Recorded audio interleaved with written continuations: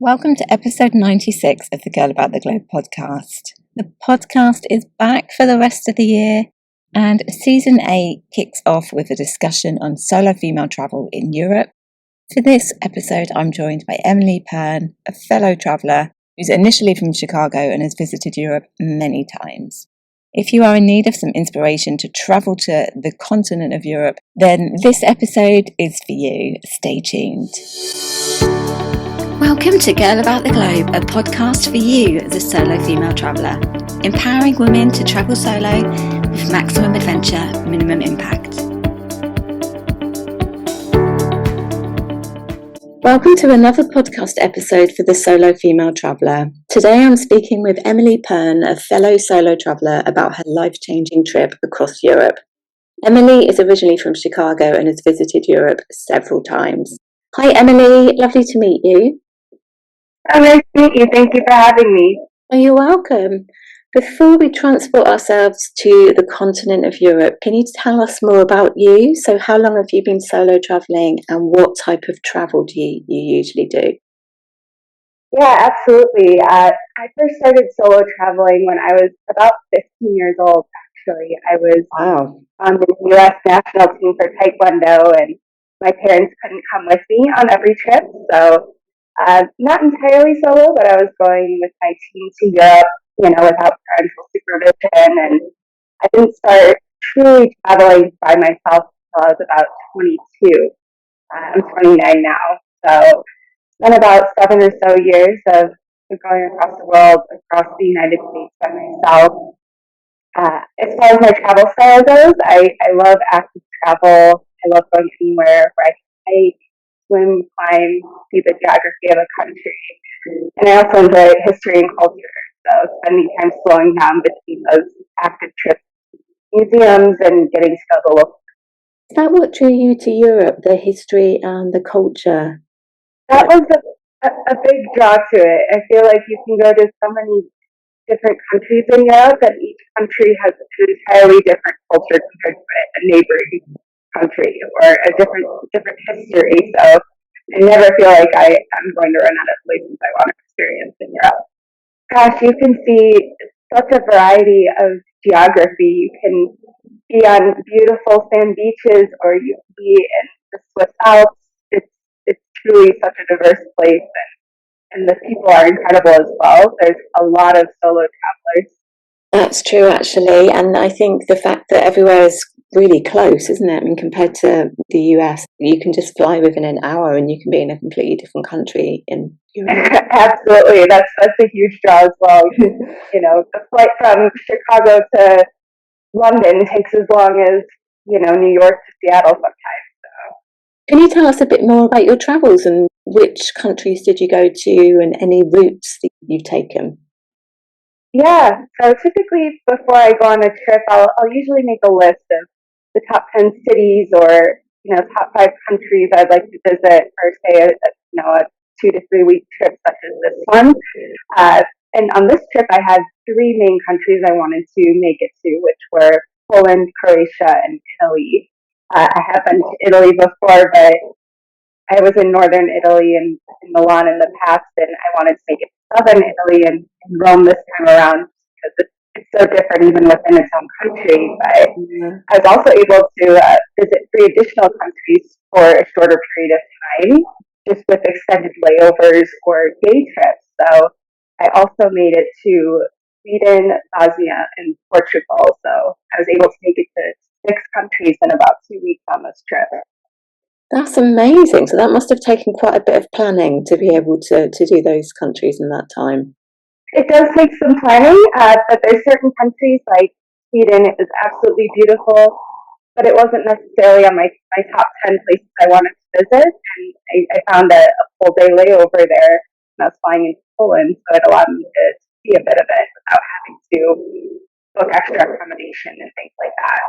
And you said that you've been to Italy before, and it was the north of Italy. Are there any other countries that you've been to before? I've been to quite a few countries in Europe. I actually lived just outside Geneva, Switzerland, in a small town in France called Cologne-sur-Salève for a couple of months back in my early 20s. And that was when I ended up taking a bus over to Milan. That's another great thing about Europe. As you know, you can also take a bus almost anywhere, a train. I've been, gosh, so many places in Europe. Most of Western Europe I have been to. Still need to make it over to Belgium and Denmark, but Eastern Europe is currently where I'm focusing on my next travel. So hopefully I can visit more places in the Balkans and things like that. When you plan your trip, how do you decide on what accommodation to choose? It's funny, I think this has progressed over time. When I was younger, first traveling in Europe, when I was, about 22, I was a manager at Starbucks and I really wasn't making much money at all. So I had to be very budget conscious. I was doing anything from couch surfing, and I slept in a random person's RV in Iceland for free, and on a girl's dorm in London on the floor for dorm, for free. And from there, I graduated to hostels and staying in mixed dorms. And at this point in my life, I typically stay in hotels, but this time around, I actually used Airbnbs, despite having hotel status with several chains in the United States because of my work. Airbnb was still significantly cheaper in many cases with a kitchen, so I didn't have to get out every meal, which was great. Well, that's interesting. So it's worth people looking at Airbnb just to see if it's any cheaper than the hotels, I guess, especially during the summer months, because I know this year the price of accommodation in Europe was higher than I've ever seen it in the last few years.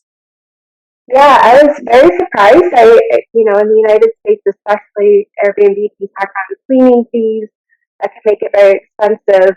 And I was expecting that a bit in Europe, but I was finding, full apartments to stay in for $50, $60 a night in some cases without all the extra added fees. So it was definitely worth the payoff. That's really good value, isn't it, compared to what you pay for a hotel room? This month, I was in France and I was paying, I'm trying to convert it to dollars. I think it was about $55 or $60 just for a hotel room. And Yeah. I like hostels, and I've spent 2 decades in hostels, but now I feel that I don't want to share a room anymore, so I'd rather pay a bit more for my own space. But I was really surprised just for a hotel room. And like you're saying there, you can probably get a whole apartment for less than that. Yeah, absolutely. I was pleasantly surprised by that. So it's always worth looking into Airbnb. And couch surfing, I've only done that a couple of times. Do you recommend that for women? Because you can do reviews now, can't you? You can have reviews from other women. Yeah, so that was how I primarily decided who to stay with. When I used to couch surf, I also hosted people from other countries back at my house in America just to repay the favor a bit. But I would look heavily at the reviews, especially in Iceland. I was trying to stay with couch surfers who were female, and I wasn't finding the option in Iceland when I went back in 2017. So I did find a man, like I said, who had an RV available, and typically I would never do that. But after reading the reviews, there were hundreds from women who were saying they felt safe or they traveled alone and there's nothing to worry about. So I rely very heavily on reviews before, booking with a man in that case.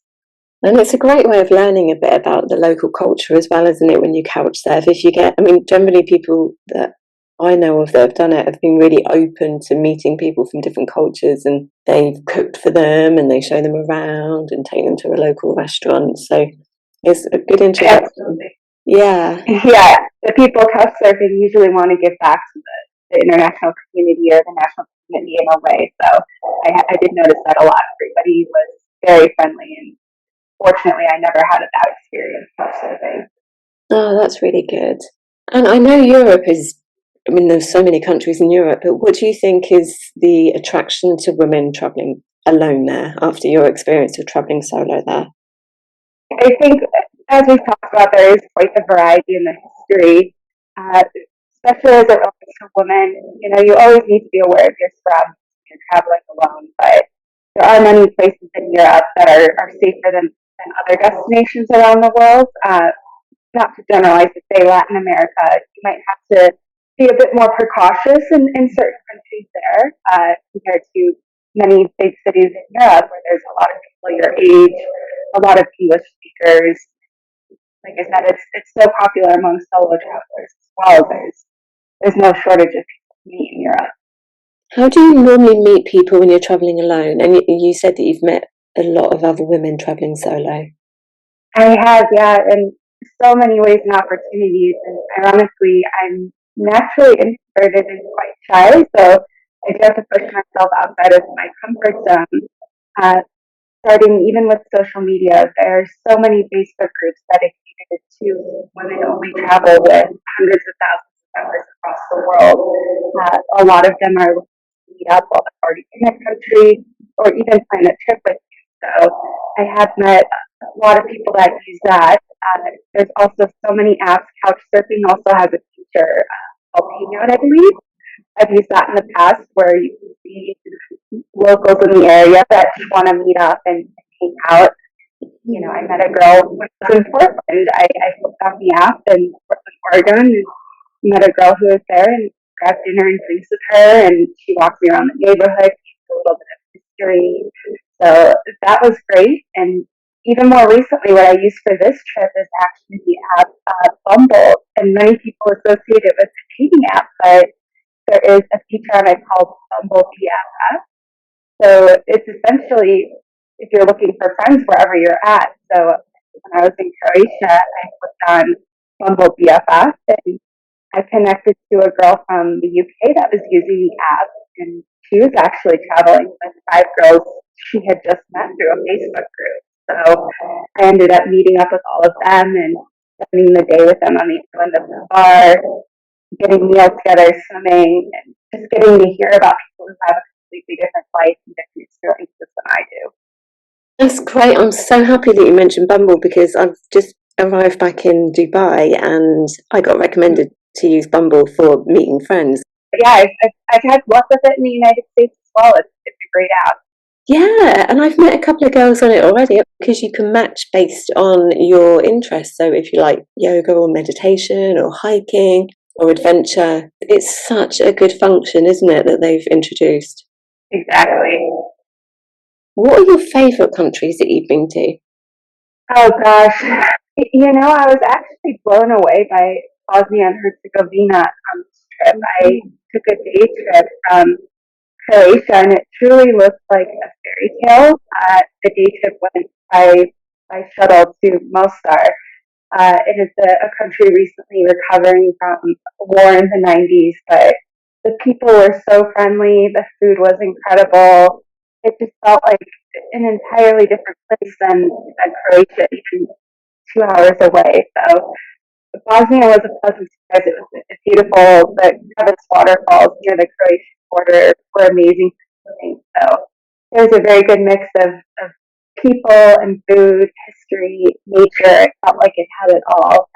And one of my other favorite places was Tromsø, Norway. It's a bit more well known, I'd say, but a lot of people don't make the trip up to the city because it's in the very northern tip of Norway. It's about a 2-hour flight from Oslo. So if you go in the winter like I did, the northern lights are incredible. There's so many tours there that will even drive you into northern Finland, just trying to get a view of the lights from, the clouds and things like that. You can visit a camp for sled dogs, and the fjords are honestly beautiful up there. So those are a couple of my favorite places. I mean, there's so much in Europe. It's hard to hate anything in Europe, but those were truly some of my hidden. Oh, fantastic. Would you say that they're the hidden gems in the country that people should definitely visit? Absolutely.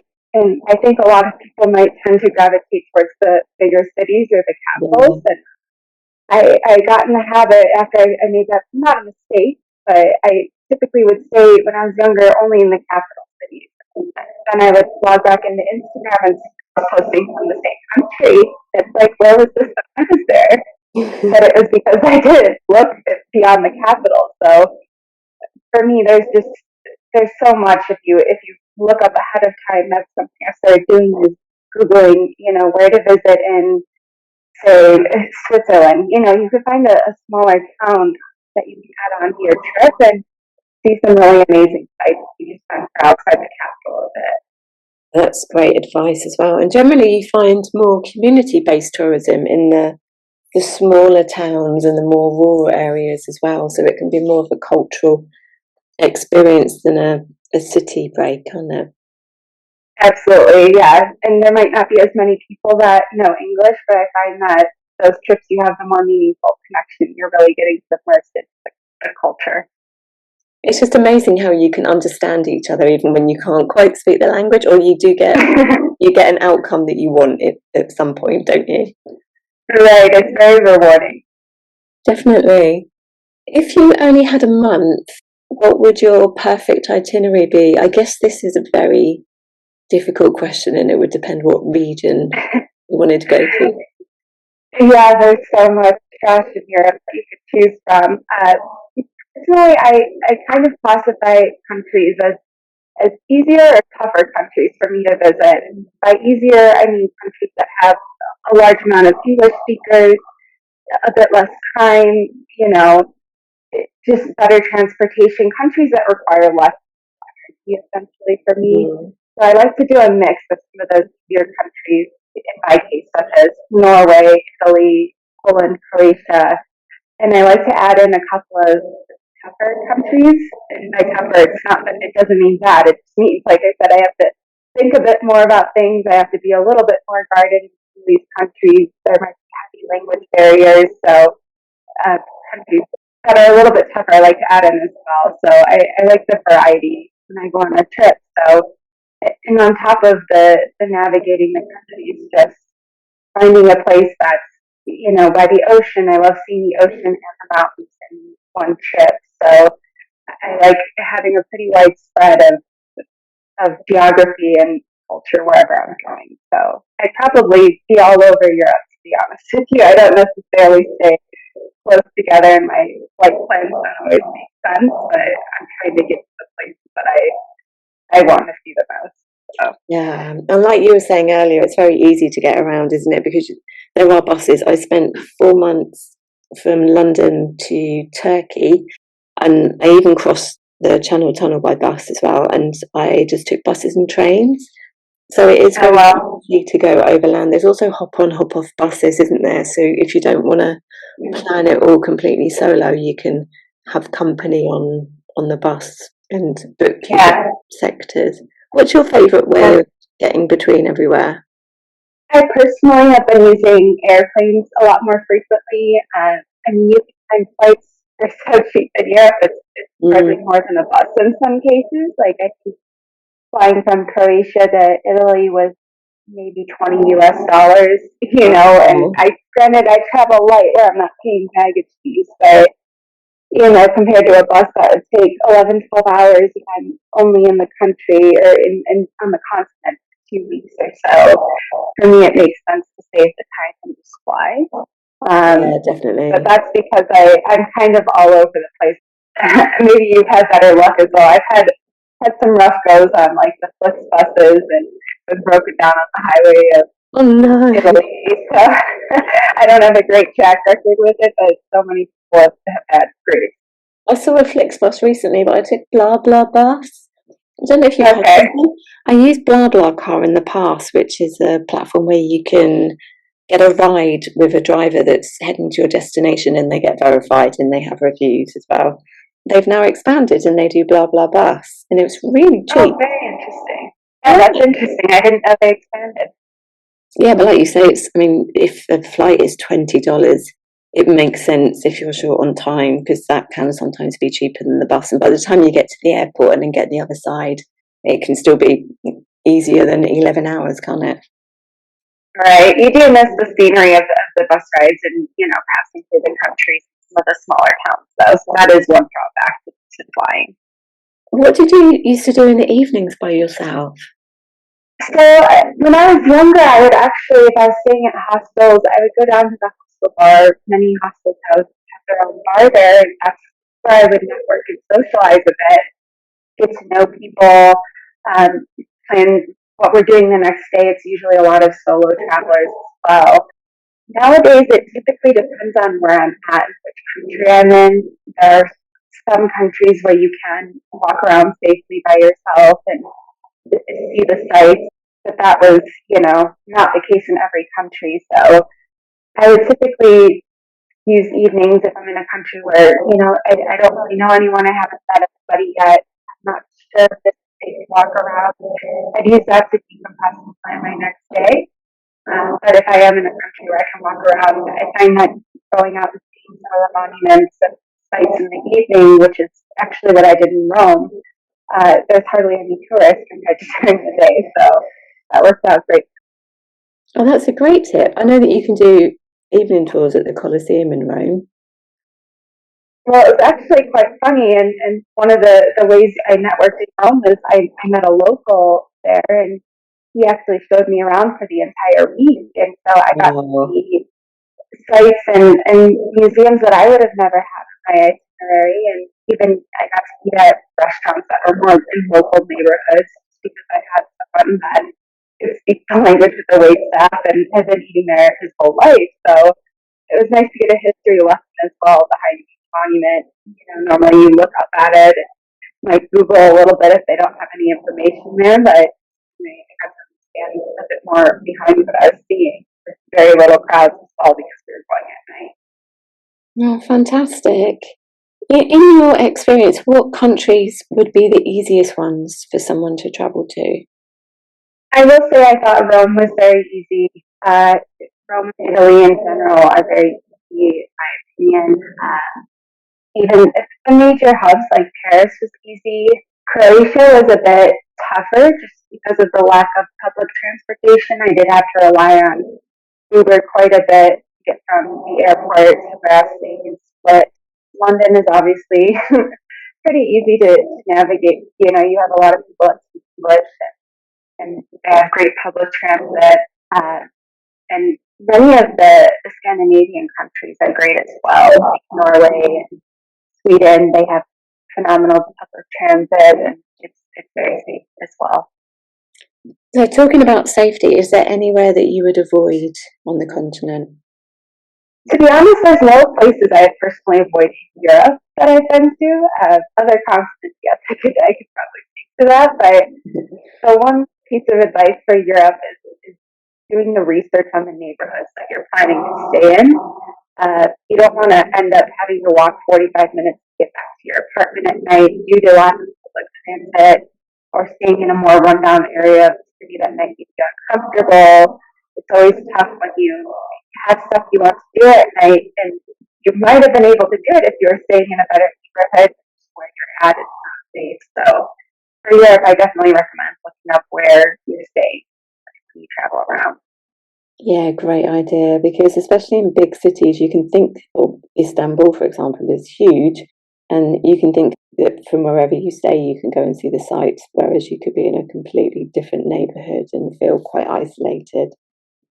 Absolutely, and it's very hard to tell without prior research and even using Reddit to see what other people are saying live there. So, Oh, that's a good platform to use. That was Reddit, did you say? Reddit, yeah, I do use Reddit. There's typically a subreddit for every country, and many places have a separate Reddit for their tourism sector. So you'll see a lot of repeat questions, and also where you can kind of discover the lesser known gems of each country and neighborhood recommendations as well. Oh, fantastic. And what would you say to someone who's looking to go to Europe alone for the first time and is unsure about it? I love when people are hesitant to go, but they have it on their hearts to go. I'm like, yes, let me talk to you here. But one of my biggest pieces of advice is just take it day by day. It can get very overwhelming to look at a week or 2 week trip that you just booked and feel like you need to figure everything out. For example, I usually figure out the public transit in a major city when I'm at the airport before my flight takes off, which obviously may differ if you're going to a country that lacks that transit or you're staying outside the city. But in my mind, I'm looking at what am I doing the next day? What information do I need to know for the next day? Why stress myself out a week in advance about transit or something along those lines when I know I'll end up looking it up again the same night before? And also talk to everybody. I mean, don't expect people to come to you. You're going to have to take some initiative if you're looking to meet people. So, if I see a group trying to take a photo, I'll go ask for them and spark a conversation from there. Like, where are you from? What are your plans? What have you done so far? And that's a great way to meet people and build lasting relationships. I follow so many people on social media that I've met doing something like that. And I think my last piece of advice, to know locals. Like I said, they know more about the place you're visiting than most blog posters do. They typically live there either their whole life or for years at least. And you can get some great experiences that you wouldn't have had otherwise. Definitely. And I think that's really inspiring, because you mentioned earlier that you're quite shy and introverted. So I think people listening to this are going to think, well, if Emily can do it, then I can definitely do it. And especially because you seem to approach people and you talk to locals as well. So that's really inspiring. Thank you. Yeah, and I think that's the nice thing about being abroad and when you're in a different place. I mean, if you go up and talk to someone and they're not interested, what's the worst that can happen?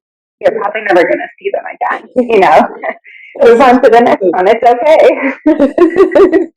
Yeah, it's funny because I was very shy when I was in my 20s. I get days when I'm very introverted. I'm more introverted than extroverted. And there are days when I think, oh, I really don't want to do this and I don't want to go out. And then they're normally the days when I have a lot of travel booked and I have to go to an airport or speak to people or do things. But you find that you just do it as well. You just go into autopilot, and it ends up being very empowering, and it grows your self-esteem, I think. It does. And especially as you have those successful encounters, and once you get to hear about all these different stories, I find that people have worlds that you don't even know about. People are living these lives that you would never have seen from your home country. And it's just so rewarding that once you get a piece of that, it encourages you to keep doing it. You want to find and talk to as many people as you can and hear their stories. Yeah, people are so interesting as well, aren't they? Especially ones that you meet traveling, as well, the locals as well, but also people who are like you that are traveling, and everyone shares their stories and they say, oh, I've just come from this direction and here. When that used to happen to me, I would think, oh, that place sounds really cool, and then I'd add it onto my trip, because there are just a wealth of knowledge as well, aren't they, travellers that you meet on the road? Yeah, absolutely. So it's a great experience, and it's hard to go back. But even if you are more shy, you can sit in a cafe and people watch. I absolutely love people watching the locals, watching tourists, seeing what people are doing, and you learn a lot about people that way as well. Yeah, you're so right. And before we start wrapping up, is there anything else that you'd like to add for people travelling solo in general, or people travelling to Europe? I would just say if it's your first time, take the plunge. I mean, I took the plunge at one of my lowest points in life. I went to Salt Lake City within the U.S. by myself, and just remember being terrified walking around at night, and it ended up being so rewarding. I got a tattoo to commemorate it, but go ahead and just do it, You'll meet the most amazing people. You'll have stories to tell. You don't want to look back later and wonder what would happen if you actually took the leap and went to the place you're wanting to visit. It can be very addicting. It's hard to come back after a trip and start planning your next trip. So. Yeah. Oh, I love that. That's great advice. And your plans for the future, you said that you're planning to go to Eastern Europe? That is down the line, probably early next year. My next trip is actually in a few weeks. I'm going to be heading to Costa Rica and Colombia. Wow. I'm hoping to learn to surf in Costa Rica. That's been a bucket list since I lived in Los Angeles probably 10 years ago. So quite back in the day and failed, but we're going to give it another go. So. Amazing. You've got Costa Rica and then Colombia, and then next year you've got Eastern Europe. That's fantastic. Yeah, so a lot on the horizon. So where can people go if they want to follow your travels and find out more about you? Yeah, so my Instagram is probably the easiest place to see where I'm at, what I'm doing. My Instagram is Emily's passport.